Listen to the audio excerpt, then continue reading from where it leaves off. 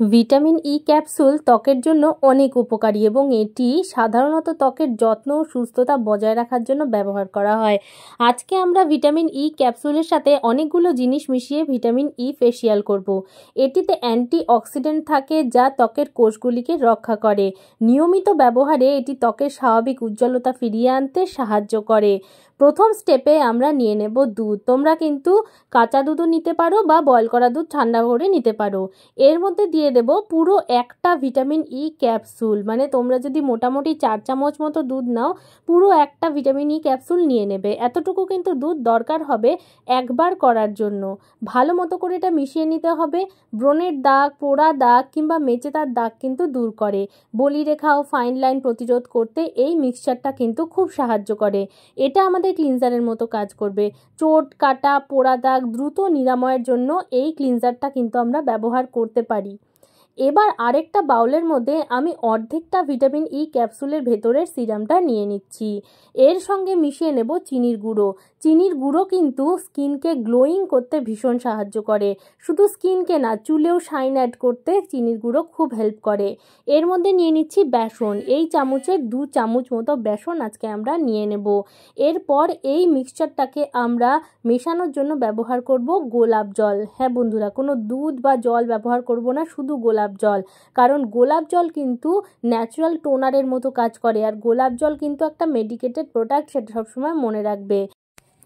বেসনে কিন্তু এক্সফলিয়েটার প্রপার্টি থাকে, মানে স্ক্রাব করতে হেল্প করে। মানে যখন আমরা বেসনটাকে মুখে রাব করব, একটা ন্যাচারাল এক্সফলিয়েশন হবে, আর স্কিনে কিন্তু সেই মতোই ব্লাড সার্কুলেশন হবে। এইভাবে কিন্তু আমরা সেকেন্ড স্টেপের পেস্টটা তৈরি করে ফেলবো, যেটা কিন্তু ফেস প্যাক কাম স্ক্রাবারে পরিণত হবে। আর এই ন্যাচারাল স্ক্রাবারটা বা এক্সফলিয়েটারটা যদি তোমরা সপ্তাহে অন্তত 1 থেকে 2 বার ব্যবহার করো, প্রথমবার ব্যবহারেই কিন্তু এর রেজাল্ট তোমরা দেখতে পাবে। আমি যতটুকু কোয়ান্টিটিতে নিয়েছি সেটাতে কিন্তু একবারের মতোই ব্যবহার করা যাবে। এরপর আমি আরেকটা বাউল নিয়ে নিচ্ছি, যার মধ্যে প্রথমে আমি নিয়ে নেব অ্যালোভেরা জেল।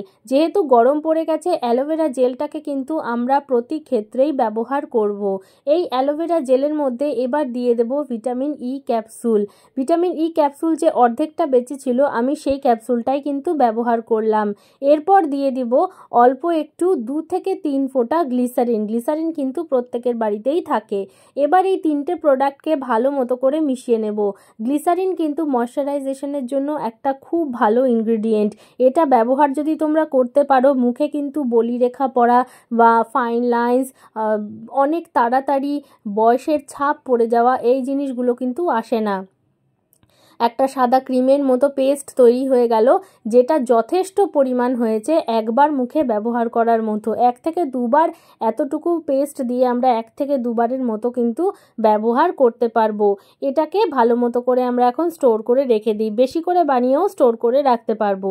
প্রথমে আমি একটা কটন বল ডিপ করে নিচ্ছি। ভিটামিন ই ইউভি রশ্মির ক্ষতি থেকে ত্বককে কিন্তু রক্ষা করে এবং সূর্যের পোড়া ভাবের থেকেও কিন্তু মুখকে বাঁচায়। ঠিক এইভাবেই এটাকে ব্যবহার করব। সেনসিটিভ ত্বক যদি হয়, তাহলে কিন্তু সবার আগে প্যাচ টেস্ট করে নেবে, তারপর এই রেমেডিগুলোকে ট্রাই করবে। সেটা আমি প্রতিটা ভিডিওতেই তোমাদেরকে বলে থাকি। ঠিক এইভাবে বেশি করে যতটা ছিল দুধ আর ভিটামিন ই ক্যাপসুলের মিশ্রণ, সেটাকে মুখের মধ্যে এইভাবে অ্যাপ্লাই করতে হবে।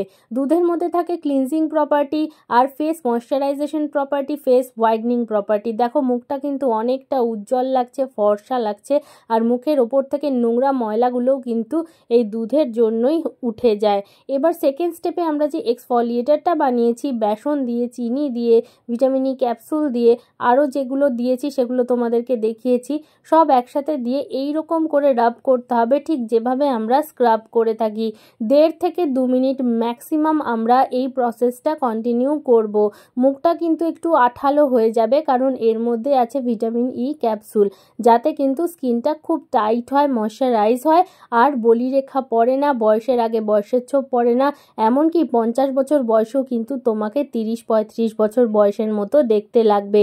চোখের নিচের কালি চলে যায়, এক্সট্রা ডিপোজিটসগুলো চলে যায়, যেমন ব্ল্যাক হেডস, হোয়াইট হেডস নাকের আশেপাশে, ঠোঁটের আশেপাশে যে পড়ে থাকে, সেগুলো কিন্তু এই স্ক্রাবটা ইউজ করলেই চলে যায়। এবার আমি মুখটাকে শুধু প্লেন জলে ধুয়ে আসলাম আর মুখটাকে একটা ক্লিন ড্রাই টাওয়াল দিয়ে মুছে নিলাম। এবার স্কিনটাকে কতটা সফট লাগছে সেটা যদি একবার করো তবেই স্কিনটাকে টাচ করে বুঝতে পারবে, কারণ মুখের ওপর থেকে মরা চামড়া বা ডেড স্কিন সেলস যেগুলোকে আমরা বলে থাকি সেগুলো কিন্তু দূর হয়ে গেছে। মুখ আর গলার ডিফারেন্সটা তোমরা কিন্তু দেখতে পাচ্ছ, যেহেতু মুখে এটা ব্যবহার করেছি, গলায় ব্যবহার করিনি। ভীষণ সফট লাগছে, ভীষণ পরিষ্কার লাগছে।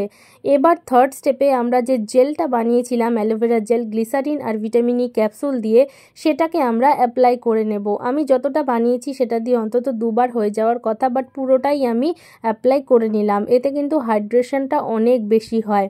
অ্যালোভেরা জেলের মধ্যে ময়শ্চারাইজেশন প্রপার্টি থাকে, মুখের আর্দ্রতা বজায় রাখে। এই জেলে থাকে, এর সঙ্গে ভিটামিন ই ক্যাপসুল মেশালে একটা দারুণ উপকার দেয়। এটি হাইড্রেশন বজায় রাখে, দাগ কমায়, ব্রণ দূর করতে সাহায্য করে আর ত্বকের উজ্জ্বলতা বাড়ায়।